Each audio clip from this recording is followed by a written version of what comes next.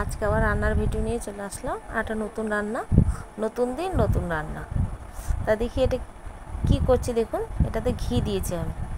ঘি দিয়ে এখানে একটা লবঙ্গ, এলাচ, আর একটা দারচিনি আর একটা তেজপাতা দিলাম। এটা বাড়িতে আমাদের একটা বলি, সবসময় বলি, একটা ছোট্ট বাচ্চা আছে, ওই বাচ্চাটার জন্য খাবার বানাচ্ছি। তা কী বানাচ্ছি দেখুন। তো এই জিনিসটা খেতে, মানে এই যে জিনিসটা আমি রান্না করছি, এটাও খেতে ভালোবাসে, মাছ ভাজা দিয়ে খায়।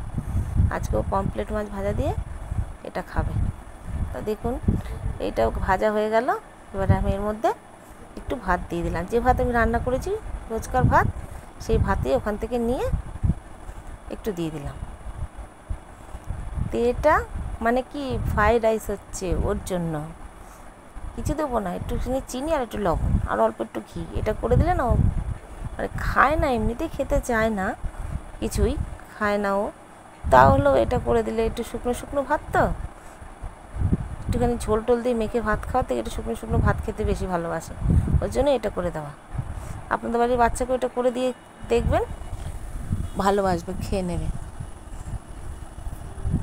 এবার দেখুন, আমি মাছ চচ্চড়ি করবো, ট্যাংরা মাছ চচ্চড়ি। তা প্রথমে আমি একটু কালো জিরে ফোড়ন দিয়ে নিলাম। আর এখানে কি কি দিচ্ছি দেখুন। আলু দিলাম, আর এই যে পেঁয়াজ কলি দিয়ে, বেগুন দিয়ে, আলু দিয়ে ট্যাংরা মাছ করলে খুব ভালো লাগে, ট্যাংরা মাছের ঝাল। আর এখানে একটু পেঁয়াজ কুচি দিয়েছি, এই যে কাঁচা লঙ্কা সবই আছে, অল্প অল্প করে দিচ্ছি। দিয়ে এটা সুন্দর করে ভেজে নিতে হবে। আর বেগুনগুলো আমি আগের থেকে ভেজে রেখে দিয়েছি।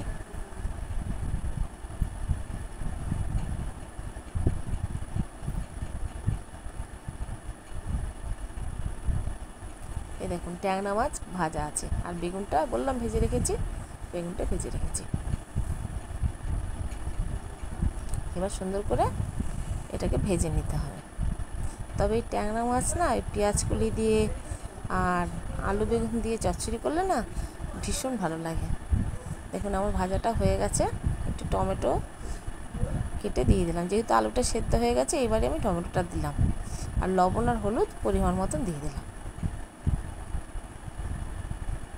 টমেটো দিলে ভালো লাগে, প্রত্যেকটা রান্নাতে একটু টমেটো দিলে ভীষণ ভালো লাগে, দেখতেও ভালো লাগে, খেতেও ভালো লাগে। এই তো সামনে শীতকাল আসছে, তখন তো শীতকালে দেশি টমেটো খুবই ভালো লাগবে। এবার বেগুন ভাজাগুলো দিয়ে দিলাম। আর বেগুন না সব তরকারিতে, যে মাছের চচ্চড়ি বলুন, মাছের ঝোলও কিন্তু বেগুন ভীষণ ভালো লাগে খেতে। বেগুনগুলো দেওয়া হয়ে গেলে এবার মাছটা দিয়ে দেবো, ভেজে রাখা মাছটা দিয়ে দেবো। ট্যাংরা মাছগুলো কিন্তু একটু বড়ো সাইজেরই, খেতে ভালো লাগে, এই ট্যাংরাগুলো খুব ভালো লাগে।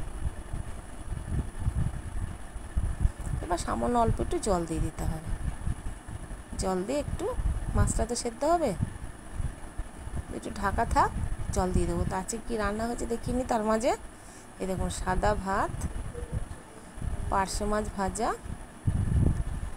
আর এখানে আছে একটু এই যে ভেন্ডি দিয়ে আলু দিয়ে ভাজা, আর হলো মুরগির মাংস আছে। আর এখানে এই তরকারিটা হচ্ছে এখন, তাও দেখিয়ে নিলাম যে এই তরকারিটা তার সাথে হচ্ছে। এবার সামান্য একটু জল দিয়ে মাছটাকে সিদ্ধ করে নিতে হবে। এ দেখুন, সামান্য একটু জল দিয়েছিলাম, এর মাছটা একটু মাখা মাখা, দেখছেন, মাখা মাখা টাইপের করতে হবে। একটু পরে জলটা শুকিয়ে যাবে, এতটা জল না, আর একটু শুকাতে হবে, একটু ঝাল ঝাল করতে হবে। 2-1টা লঙ্কা চিটে দিয়েছি, সেই লঙ্কাগুলো 2-1টাকে একটু ভেঙে দেবো আমি, তাহলে বেশি স্বাদ লাগবে খেতে। 2-1টা লঙ্কা ভেঙে দিলাম। এরকম করে কারা কারা মানে পেঁয়াজ কুলি দিয়ে, বেগুন দিয়ে, আলু দিয়ে মাছ খান, কমেন্ট করে জানাবেন। আর রান্নাটাই বা আমার কেমন হলো সেটাও বলবেন।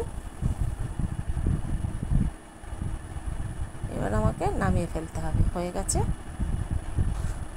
এবার নামিয়ে ফেলবো, বাটিতে ঢেলে দেবো। খুব সুন্দর লাগে এরকম করে খেতে, গরম ভাত দিয়ে, কাছে একটু ঝাল ঝাল হয়। মাছ চচ্চড়ি ভীষণ ভালো লাগে, যে কোনো মাছ চচ্চড়ি ভালো লাগে। ছোটো মাছ খুব লোভনীয় হয়েছে মাছটা, কিন্তু খেতেও দারুণ হয়েছে। আর রাতে রুটির জন্য এই যে দই বেগুন, তো বন্ধুরা এর হাতে রুটি দিয়ে এটা খাবে। তো এখনকার মতন রাখি। আমার রান্নাগুলো কেমন হলো জানাবেন। টাটা, সবাই ভালো থাকবেন।